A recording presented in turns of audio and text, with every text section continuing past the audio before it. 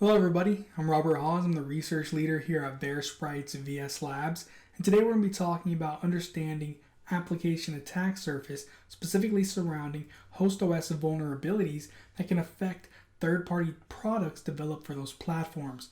Now, what do I mean by this? So normally when you're developing software, you normally develop for already established platforms. Some of these platforms are Windows, Linux, Mac, iOS, and Android. Now, these platforms normally offer security mechanisms or security features of some kind to third-party developers that they can implement to help secure their products and help secure their end users. That's great. That's amazing. Now, what happens when those security features or security mechanisms are bypassed? Well, that causes an issue. That can cause a lot of different issues ranging from system instability to even code execution that are directly affecting third-party developers who develop their products for those platforms. So if we take, for example, the Windows platform, over the past couple of years, there's been a huge uptick in local privilege escalation vulnerabilities surrounding symbolic link and symbolic junction vulnerabilities that Microsoft has slowly been mitigating against, such as their mitigation against hard links.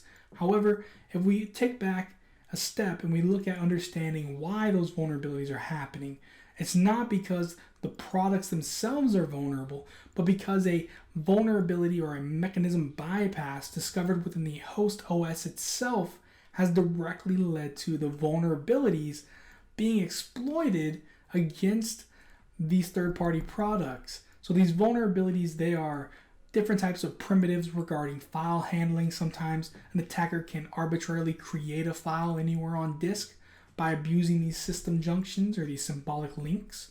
And normally, under normal circumstances, normal privileged users are not allowed to create arbitrary system links from a file on desktop, for example, to the system32 directory.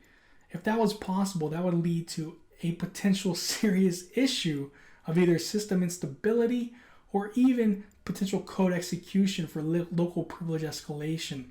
Now, is it the developer's fault for these type of vulnerabilities being discovered? No.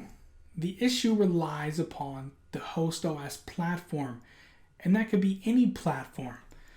There's no answer saying, hey, who's at fault between different platforms, because all platforms have their faults. As a developer, you have to understand what those faults are and gauge the risk associated.